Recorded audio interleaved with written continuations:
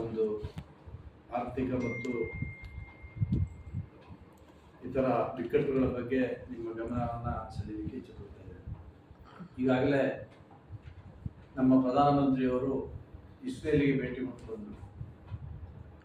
Iran ಜೊತೆ ನಮ್ಮ ದೇಶಕ್ಕೆ ಸುಮಾರು 75 ವರ್ಷಗಳ ರಾಜತಾಂತ್ರಿಕ ಮತ್ತು ವಿದೇಶಾಂಗ ನೀತಿಯಲ್ಲಿ ಒಂದು ಸ್ನೇಹಮಯ ಸಂಬಂಧ ಇದ್ದಂಥ ಒಂದು ದೇಶ. ಅದು ವಾಜಪೇಯಿ ಅವರಿದ್ದಾಗಲೂ ಇತ್ತು, ಅದೇ ರೀತಿ ಐ.ಕೆ. ಗುಜರಾಲ್ ಅವರು, ಚಂದ್ರಶೇಖರ್ ಅವರು, ಯಾವುದೇ ವಿರೋಧ ಪಕ್ಷದ ಪ್ರಧಾನಮಂತ್ರಿಗಳಿದ್ದಾಗ ಕೂಡ ಇರಾನ್ನ ಜೊತೆ ಒಂದು ಸೌಹಾರ್ದ ಸಂಬಂಧ ಇತ್ತು. ನಮ್ಮ ಪ್ರಧಾನಮಂತ್ರಿಯವರು ಹೋಗಿ ಅಲ್ಲಿ ಅಪ್ಪಿಕೊಂಡು ಇದು ನಮ್ಮ ತಾಯಿ ನಾಡು, ಅದು ನಮ್ಮ ತಂದೆ ನಾಡು ಅಂತ ಹೇಳಿದರು. ಬಹುಶಃ ಇದೇ ಪ್ರಧಾನಮಂತ್ರಿಯವರು ಹಿಂದೆ ಅಮೆರಿಕಕ್ಕೆ ಹೋಗಿದ್ರು. ಅಲ್ಲಿಯ ಚುನಾವಣೆಯಲ್ಲಿ ಕೂಡ ಅವರೊಂದು ಘೋಷಣೆಯನ್ನು ಕೊಟ್ಟಿದ್ರು, ಅಗಲೇ ಬಾರ್ ಟ್ರಂಪ್ ಸರ್ಕಾರ ಅಂತ. ಆವಾಗ ಟ್ರಂಪ್ ಅವರು ಸೋತ್ರೆ. ಬಹುಶಃ ಮೋದಿಯವರಿಗೆ ನಮ್ಮ ದೇಶವನ್ನ ಇನ್ನೊಬ್ಬರಿಗೆ ಅಡಮಾನ ಇಡಲಿಕ್ಕೆ ಅಥವಾ ಈ ದೇಶ ನಮ್ಮ ತಾಯಿ ನಾಡು ಅಂತ ಹೇಳ್ತಕ್ಕಂಥ ಯಾವುದೇ ಹಕ್ಕು ಅವರಿಗೆ ಇಲ್ಲ. ಪ್ರಧಾನಮಂತ್ರಿ ಆಗಿರ್ಬೋದು, ಬಹುಶಃ ಈ ಭಾರತಾಂಬೆಯನ್ನ ಇನ್ನೊಂದು ದೇಶಕ್ಕೆ ಅಡಮಾನ ಇಡ್ತಕ್ಕಂಥ ವ್ಯವಸ್ಥೆಗಳು ಇವತ್ತು ಆಗ್ತಾ ಇದೆ. ಇವತ್ತು ರಷ್ಯಾದ ಜೊತೆ ತೈಲವನ್ನ ಖರೀದಿ ಮಾಡಲಿಕ್ಕೆ ಅಮೆರಿಕದವರ ಅನುಮತಿ ಬೇಕಾಗದಂಥ ಒಂದು ಪರಿಸ್ಥಿತಿ ದುರ್ದೈವ ನಮ್ಮ ದೇಶಕ್ಕೆ ಬಂದ್ಬಿಟ್ಟಿದೆ. ಇವತ್ತು ತೈಲ ತಗೊಳ್ಬೇಕಾ ಅಥವಾ ವ್ಯಾಪಾರ ಮಾಡಬೇಕಾ, ನಮ್ಮ ದೇಶದಲ್ಲಿ ಇವತ್ತು ಪ್ರಧಾನಮಂತ್ರಿ ಮೋದಿಯವರು ಇದ್ದಾರಾ ಅಥವಾ ಡೊನಾಲ್ಡ್ ಟ್ರಂಪ್ ಇದ್ದಾರೆ ಅಂತ ಹೇಳ್ತಕ್ಕಂಥ ಒಂದು ಸಂಶಯದ ವಾತಾವರಣ ಇಡೀ ದೇಶದಲ್ಲಿ ಮತ್ತು ಪ್ರಪಂಚದಲ್ಲಿ ನಿರ್ಮಾಣ ಆಗಿದೆ. ಅವರು ಒಂದು ಬಾರಿ ಹೇಳ್ತಾರೆ, ಇಂಡಿಯಾ ಭಾರತ ಪಾಕಿಸ್ತಾನ ಮತ್ತು ಭಾರತದ ಯುದ್ಧವನ್ನು ನಾನು ನಿಲ್ಲಿಸಿದ್ದೇನೆ ಅಂತ ಹೇಳ್ತಾರೆ. ಪಾಕಿಸ್ತಾನದ ಪ್ರಧಾನಮಂತ್ರಿಗಳಿಗೆ ಮತ್ತು ಅಲ್ಲಿಯ ಮಿಲಿಟರಿಯ ಮುಖ್ಯಸ್ಥರಿಗೆ ಔತಣ ಕೂಡ ಕೊಟ್ಟಿದ್ದಾರೆ. ಒಂದು ಯುದ್ಧದಲ್ಲಿ ತಕ್ಷಣ ಹಿಂದೆ ಸರಿದು ಪಾಕಿಸ್ತಾನಕ್ಕೆ ಒಂದು ಶರಣಾಗಲಿಕ್ಕೆ ಅಮೆರಿಕದ ಒತ್ತಡ ಇದರ ಹಿಂದೆ ಬಹಳ ದೊಡ್ಡದಿದೆ. പക്ഷെ ಯಾಕೆ ಈ ರೀತಿ ಮೋದಿ ಅವರ ಭಯ ಅಂತೇಳಿ ನನಗೆ ಬಹಳ ಆಶ್ಚರ್ಯ ಆಗ್ತದೆ. ಇದು 30 ದಿನಗಳ ಕಾಲ ರಷ್ಯಾದ ಜೊತೆ ನೀವು ತೈಲವನ್ನ ಅನಿಲವನ್ನ ಖರೀದಿ ಮಾಡಿ ಅಂತೇಳಿ ಟ್ರಂಪ್ ಅವರು ಅನುಮತಿ ಕೊಡ್ತಾರೆ. ಯಾಕೆ ಈ ರೀತಿಯ ಒಂದು ಗೊಂದಲ ನಮ್ಮ ದೇಶಕ್ಕಾಗಿದೆ ಅಂತ ಹೇಳ್ತಕ್ಕಂಥದ್ದು. ಬಹುಶಃ ಇವತ್ತು ನಮ್ಮ ದೇಶ ಅರಾಜಕತೆಯ ಕಡೆಗೆ ಹೋಗ್ತಾ ಇದೆ. ಮೋದಿಯವರ ಏನು ಇರಾನ್ನಲ್ಲಿದ್ದಂಥ ಅಥವಾ ಗಲ್ಫ್ ರಾಜ್ಯದಲ್ಲಿದ್ದಂಥ ರಾಜಮನೆತನದ ಆಡಳಿತ ಏನಿದೆ ಅದೇ ರೀತಿಯಲ್ಲಿ ಮೋದಿಯವರು ಆಡಳಿತ ಮಾಡ್ತಾ ಇದ್ದಾರೆ. ಎಲ್ಲ ಅವರ ಸ್ವಂತ ಇಷ್ಟ. ಯಾವುದೇ ಮಂತ್ರಿಮಂಡಲದ ಸಭೆ ಇಲ್ಲ, ಸಂಪುಟದ ತೀರ್ಮಾನ ಇಲ್ಲ. ಅವರಿಗೆ ಮನಸ್ಸಿಗೆ ಏನು ತೋಚುತ್ತದೆ ಅದನ್ನು ಮಾಡ್ತಕ್ಕಂಥ ಕೆಲಸವನ್ನ ಮಾಡ್ತಾ ಇದ್ದಾರೆ. ಇದು ದೇಶದ ಪ್ರಜಾಪ್ರಭುತ್ವಕ್ಕೆ ದೊಡ್ಡ ಒಂದು ಆಘಾತ ಆಗಿದೆ. ಅದರ ಜೊತೆಯಲ್ಲಿ ಇವತ್ತು ನಮ್ಮ ದೇಶಕ್ಕೆ ಏನು ಗ್ರಾಮೀಣ ಪ್ರದೇಶದ ಜನರ ಸಹಿತ ನಗರದಲ್ಲಿ ವಾಸಿಸ್ತಕ್ಕಂಥ ಜನರಿಗೆ, ಬಡವರಿಗೆ ಗ್ಯಾಸಿಗೆ 60 ರೂಪಾಯಿಯನ್ನು ಜಾಸ್ತಿ ಮಾಡಿದ್ದಾರೆ. ಅದರ ಜೊತೆಯಲ್ಲಿ ಯಾರು ಸಿಂಗಲ್ ಅಂಡೆ ಇರ್ತಾರೆ ಅವರಿಗೆ 21 ದಿವಸಗಳ ಕಾಲಾವಧಿ. ಅದೇ ರೀತಿ ಕಮರ್ಷಿಯಲ್ ವಾಣಿಜ್ಯ ಸಿಲಿಂಡರ್ಗೆ 130 ರೂಪಾಯಿಯನ್ನು ಹೆಚ್ಚಳ ಮಾಡಿದ್ದಾರೆ. ಈಗ 1 ತಿಂಗಳುಗಳ ಕಾಲ ಒಂದು ಗ್ಯಾಸ್ ಅನ್ನು ನಾವು ತಗೊಂಡೋಗಿ ಮತ್ತೆ ಕಾಯ್ತಕ್ಕಂಥ ಒಂದು ಪರಿಸ್ಥಿತಿಯನ್ನ ಕೇಂದ್ರ ಸರ್ಕಾರ ನಮ್ಮ ಈ ದೇಶದ ಜನಗೆ ಒಂದು ದೊಡ್ಡ ಕೊಡುಗೆಯನ್ನು ಕೊಟ್ಟಿದ್ದಾರೆ. ಬಹುಶಃ ಬಹಳ ದೊಡ್ಡ ಮೋದಿಯವರು ನಾನು ಪ್ರಪಂಚದಲ್ಲೇ ನಾನೇ ಬಲಿಷ್ಠ, ಪ್ರಪಂಚದಲ್ಲಿ ನಾವು ಅಂತೇಳಿ ಅವರ ಕೆಲವು ಅನುಯಾಯಿಗಳು ಮತ್ತು ಸಂಘ ಪರಿವಾರದವರು ಅಥವಾ ಮೋದಿ ಭಕ್ತರು ಬಹಳ ಹೇಳಿಕೆಯನ್ನ ಕೊಡ್ತಾ ಇದ್ದಾರೆ. ಬಹುಶಃ ಇವತ್ತು ನಿಮ್ಮ ಹೇಳಿಕೆಗಳು ಇಲ್ಲಿ ಯಾಕೆ ನೀವು ಖಂಡನೆ ಮಾಡ್ತಾ ಇಲ್ಲ? ಇವತ್ತು ಬಡವರಿಗೆ, ಮಹಿಳೆಯರಿಗೆ, ಗ್ರಾಮೀಣ ಪ್ರದೇಶದ ಜನರಿಗೆ ಅಡುಗೆ ಮಾಡಲಿಕ್ಕೆ ತೈಲದ ಒಂದು ಬೇಡಿಕೆ ಜಾಸ್ತಿ ಆಗ್ತಾ ಇದೆ.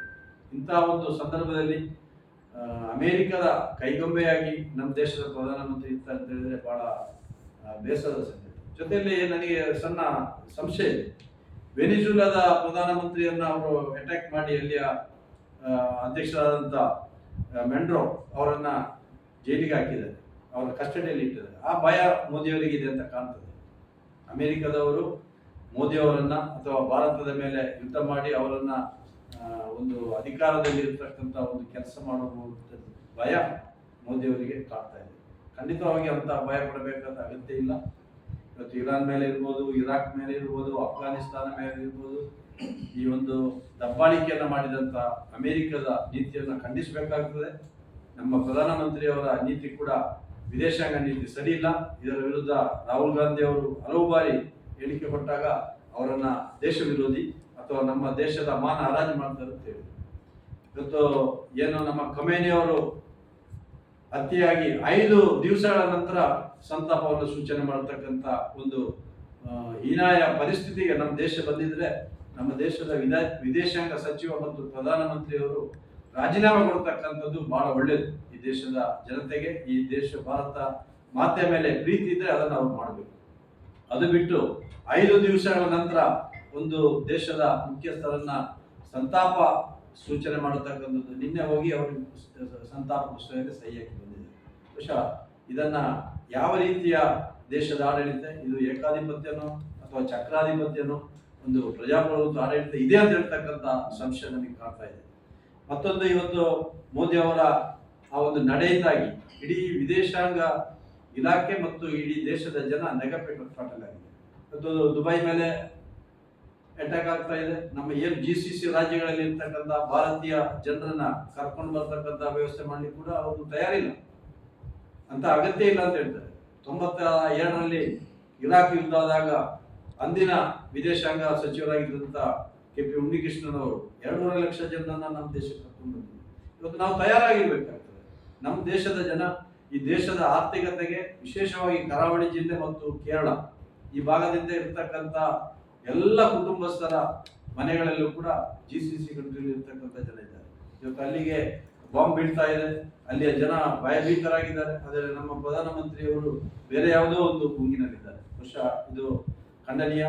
1 ಲಕ್ಷ ಕೋಟಿಯಷ್ಟು ಕೇರಳ ರಾಜ್ಯಕ್ಕೆ ಮಾತ್ರ 1 ಲಕ್ಷ ಕೋಟಿಯಷ್ಟು GCC ಇಂದ ಬರ್ತದೆ ಹಣ. ಆ ದುಡಿದಂತ ನಮ್ಮ ರಾಜ್ಯದ ಅಥವಾ ನಮ್ಮ ದೇಶದ ಜನ ದುಡಿದು ಅವರ ಕುಟುಂಬಗಳಿಗೆ ಮತ್ತು ಅವರ ಪರಿವಾರಕ್ಕೆ ಕಳಿಸ್ತಕ್ಕಂಥ ಹಣ ಅಷ್ಟಿದ್ದ ಸಂದರ್ಭದಲ್ಲಿ ದಕ್ಷಿಣ ಕನ್ನಡ ಜಿಲ್ಲೆಯಲ್ಲೂ ಕೂಡ ಸುಮಾರು 25,000ಕ್ಕಿಂತ ಹೆಚ್ಚು ಕೋಟಿ ಹಣವನ್ನು ಬರ್ತಕ್ಕಂಥ ಇದೆ. ಇದು ನಮ್ಮ ಆರ್ಥಿಕತೆಗೆ ಪೆಟ್ಟು ಕೊಡ್ತಕ್ಕಂಥದ್ದು. ಬಹುಶಃ ಮೋದಿ ಅವರು ಏನು ಇಸ್ರೇಲಿಗೆ ಹೋದ್ರು, ಅಲ್ಲಿಂದ ಈ ಯುದ್ಧದ ಒಂದು ಪ್ರಾರಂಭ ಆಗಿದೆ. ಬಹುಶಃ ಮೋದಿಯವರ ಅನುಮತಿಯಿಂದ ಆಗಿದೆಯೋ ಅಥವಾ ಮೋದಿಯವರ ಇದಕ್ಕೆ ಸಪೋರ್ಟ್ ಇದೆಯೋ ಅಂತ ಹೇಳ್ತಕ್ಕಂಥ ಕೂಡ ಇವತ್ತು ವಿದೇಶಾಂಗ ನೀತಿ. ಹಲವಾರು ವರ್ಷಗಳಿಂದ ನಮ್ಮ ದೇಶ ಇತರ ಎಲ್ಲ ದೇಶಗಳ ಜೊತೆಗೆ ಸೌಹಾರ್ದ ಸಂಬಂಧ, ರಷ್ಯಾದ ಜೊತೆ ಇರ್ಬೋದು, ಚೈನಾ ಜೊತೆ ಇರ್ಬೋದು, ಅಥವಾ ಬೇರೆ ಎಲ್ಲ ರಾಷ್ಟ್ರಗಳ ಜೊತೆ, ಪಾಕಿಸ್ತಾನದ ಜೊತೆ ಕೂಡ ಇವರು ಹೋಗಿ ಸಾರಿ ಕೊಟ್ಟು ಬಿರಿಯಾನಿ ತಿಂದು ಬರ್ತಾರೆ. ಮತ್ತೆ ಬಂದು ಹೇಳ್ತಾರೆ ಕಾಂಗ್ರೆಸ್ನವರು ಪಾಕಿಸ್ತಾನ ಸುತ್ತೋದು. ಬಹುಶಃ ಈ ರೀತಿಯ ದ್ವಂದ್ವ ನಿಲುವು ಕೇಂದ್ರ ಸರ್ಕಾರ ಯಾಕೆಂದ್ರೆ ಅಂತಕ್ಕಂಥ ಒಂದು ಪ್ರಶ್ನೆ. ಎರಡನೇದು, ಇವತ್ತು ನಮ್ಮ ಸಿದ್ದರಾಮಯ್ಯ ಅವರು ಮಂಡನೆ ಮಾಡಿರ್ತಕ್ಕಂಥ ಬಜೆಟ್ ಇದು ರೈತರ ಪರವಾಗಿ, ಗ್ರಾಮೀಣ ಜನರಿಗೆ ಮತ್ತು ಕಾರ್ಮಿಕರ ಪರವಾದಂಥ ಒಂದು ಒಳ್ಳೆಯ ಬಜೆಟ್. ಕಾರ್ಮಿಕರಿಗೆ ಹಲವಾರು ಯೋಜನೆಗಳನ್ನು ರೂಪಿಸಿದ್ದಾರೆ. ಅದರಲ್ಲಿ ಕೃಷಿ ಕಾರ್ಮಿಕರು ಇರ್ಬೋದು, ಕಟ್ಟಡ ಕಾರ್ಮಿಕರು ಇರ್ಬೋದು, ಗಿಗ್ ಕಾರ್ಮಿಕರು ಇರ್ಬೋದು, ಎಲ್ಲ ರೀತಿಯ ಕಾರ್ಮಿಕರಿಗೆ ಸಹಾಯಧನವನ್ನ ಮತ್ತು ಅವರ ಒಂದು ಅಭಿವೃದ್ಧಿಗೆ ಪೂರಕವಾಗಿ ಕೊಟ್ಟಂತ ಒಂದು ಬಜೆಟ್. ಜೊತೆಯಲ್ಲಿ ಮಹಿಳೆಯರಿಗೆ, ರೈತರಿಗೆ 30,000 ಕೋಟಿಯಷ್ಟು 0% ಅಲ್ಲಿ ಶೂನ್ಯ ದರದಲ್ಲಿ ಸಾಲ ಕೊಡ್ತಕ್ಕಂಥ ಒಂದು ವ್ಯವಸ್ಥೆ ಮಾಡಿದ್ದಾರೆ.